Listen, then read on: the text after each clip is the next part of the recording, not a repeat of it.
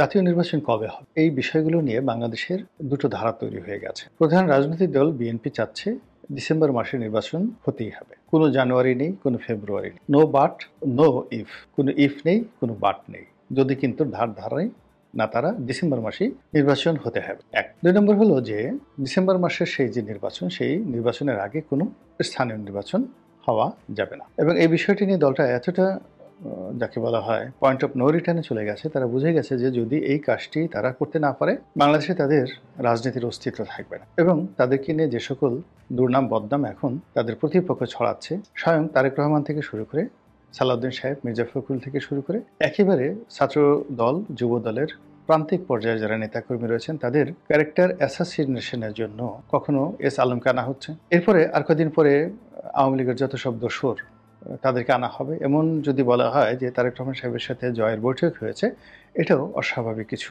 নয়। প্রচারণাটা এমনভাবে চলছে এবং এই প্রচারণাটা চলতে চলতে বিএনপির যে সম্ভাবনা সেটা অঙ্কুরই বিনাশ হবে বলে বিএনপি মনে করছে। ফলে তারা ডিসেম্বরে নির্বাচনের ব্যাপারে একচুল ছাড় দিতে নারাজ। এক। দুই নম্বর হলো যে তাদের প্রতিপক্ষ কারা, ছোট ছোট দল এবং জামাত এবং ইসলামী যারা সংগঠন, তারা 10 থেকে 12টি ইস্যু নিয়ে বিএনপির সঙ্গে মতদ্বৈধতা করছে। প্রথম বিষয় হলো যে ভোটটি আনুপাতিক হারে হতে হবে। এর কারণ হলো এখন যে প্রচলিত বিধান, সেই বিধান অনুযায়ী যদি নির্বাচন হয় সেখানে বিএনপি একক সংখ্যাগরিষ্ঠতা পাবে। শুধু একক সংখ্যাগরিষ্ঠতা বলে ভুল হবে, এখানে ভূমিধস বিজয় আসবে এবং ছোট যে দলগুলো তারা আদৌ কোনো সিট পাবেন কিনা সন্দেহ। এমনকি যদি জামাতের মতো দল একটা সিটও না পান, জাতীয় পার্টি যদি একটা সিটও না পায়, তাহলে সেখানে আশ্চর্য হওয়ার কিছু থাকবে না। এটি তারা খুব ভালো করে বুঝে গেছে। কিন্তু যদি সংখ্যানুপাতে ভোট হয় তো সারা বাংলাদেশে দেখা গেল যে ছোট ছোট দলগুলো সব মিলিয়ে এত ভোট পেল যে একটা বা দুটো সিট তারা সংখ্যানুপাতিক হারে তারা পেয়ে যেতে পারে। যেমন চরমোনাই, এখন একটা সিটের জন্য যদি 2 লাখ ভোট দরকার হয় বা 1.5 লাখ ভোট দরকার হয়, সারা বাংলাদেশে চরমোনাই যদি 15 লাখ ভোট পায় তাহলে 10টি আসন তারা পেয়ে যাবে।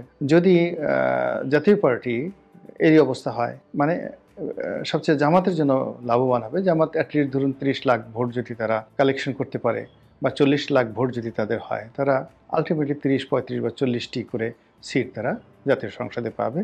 এবং এই সমানুপাতিক হারে ভোটের ফলে পার্লামেন্ট একটি যাকে বলা হয় রঙিন বর্ণিল পার্লামেন্ট হবে, এটি সত্য। আবার সমস্যাও আছে। সমস্যা আছে যে যেই লোকগুলো কখনোই এমপি হওয়ার যোগ্যতা রাখে না, কোন একটি নির্বাচনী এলাকায় তাদের বিশ্বস্ততা নেই, কমিটমেন্ট নেই, সে সকল মানুষ যারা ডিজিএফআই থেকে এনএসআই থেকে টাকা পয়সা খেয়ে লাফালাফি করেছেন, এই সমস্ত লোক দেখা গেল এমপি হয়ে গেলেন। আবার সমানুপাতিক হারে এমপি হওয়ার পরে তাদের কোনো নির্দিষ্ট নির্বাচনী এলাকা থাকবে না, অনেকটা মহিলা এমপিদের মতো তাদেরকে বিভিন্ন কনস্টিটুয়েন্সি ভাগ করে দেওয়া হবে তদারকি করার জন্য, এবং সেই এলাকায় তারা যাবেন, জনগণের সঙ্গে তাদের কোনো সম্পর্ক থাকবে না। এর কারণে তারা তো তাদের ভোটে নির্বাচিত হয়নি, তাদেরকে নির্বাচন করেছে দল, তারা সকল আনুগত্য দলের প্রতি প্রকাশ করবে, কিন্তু জনগণের প্রতি তারা কোনো দায়িত্ব এবং কর্তব্য পালন করবে না। এর কারণে জনগণের কাছে ভোট চাওয়ার জন্য তাদের যেতে হবে না। তো এক্ষেত্রে রাজনৈতিক দলগুলো আগামীতে ভীষণ একটা সংকটাপন্ন অবস্থায় পড়বে যদি সমানুপাতিক হারে হয়।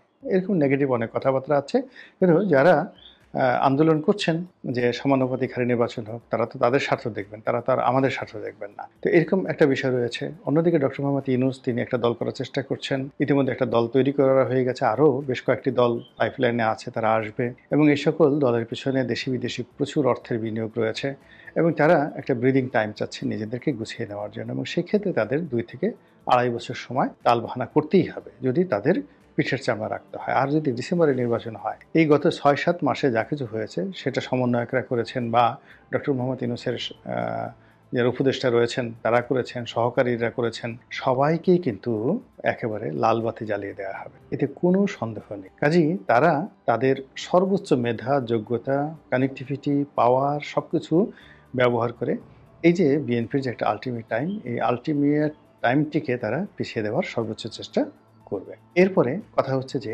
সংস্কার নিয়ে ইতিমধ্যে বেশ কয়েকটি সংস্কার কমিশন করা হয়েছে এবং সেগুলো রিপোর্ট দেওয়া হয়েছে, এবং এই সংস্কারের নামে তারা কিছু সময় ক্ষেপণ করতে চাচ্ছে। আর এর মূলে তারা যে কথাগুলো বলার চেষ্টা করেছে যে এটা একটা বিপ্লবী সরকার, এই বিপ্লবী সরকারের কতগুলো কমিটমেন্ট রয়েছে। এর কারণ হলো এই বিপ্লবে মানুষ আত্মাহুতি দিয়েছে, তো সেই আত্মাহুতির বিনিময়ে তাদের বিদেহী আত্মাকে যারা মারা গিয়েছেন যদি প্রশান্তি দিতে হয়, তাহলে তাদের জন্য বা তাদের পরবর্তী প্রজন্মের জন্য যেটি ভালো হয় সেই কাজগুলো তারা করবেন। এখন এখানে রাজনৈতিক সরকার বিভিন্ন সময় যখন ক্ষমতা আসে, তারা খুব তাড়াহুড়ো করে অনেকে নিজেদের আখের গুছাতে চায়, অনেকে পরবর্তী ইলেকশনে কিভাবে জেতা যায় সেটার জন্য ছলচা তৈরি করে এবং প্রতিপক্ষকে ঠেঙানোর জন্য যে ধরনের আইন কানুন দরকার সেই আইন কানুনগুলোকে তারা আরও শক্তিশালী করে। আগে যে মন্দ আইন রয়েছে তার চেয়ে আরও মন্দ আইন তৈরি করার ব্যাপারে তারা কোমরে গামছা বেঁধে উল্লম্ফন করে। ফলে স্বাধীনতার পরে বহু সরকার এসেছে এবং তারা কেউ কাজের কাজ করেনি।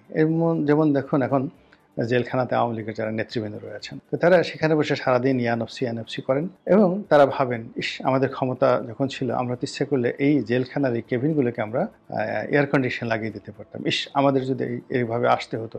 আমি নিজে জেলে ছিলাম, আমি যে রুমে ছিলাম সেই রুমে একসময় সালমান এফ রহমান সাহেব ছিলেন। তো আমি শুনেছি যে সেই রুমে থেকে তিনি সারাক্ষণ কোরআন শরীফ পড়তেন, তেলাওয়াত করতেন আর কান্নাকাটি করতেন এবং বলতেন যে এখান থেকে তিনি যদি ছাড়া পান জীবনে আর মন্দ কাজ করবেন না। কিন্তু কি হলো, 7 দিন হয়ে সারতে পারেনি। জেল থেকে বের হয়ে তিনি কিন্তু তার সেই সাবেক যে কাজগুলো আগের চেয়ে বেশি করেছেন।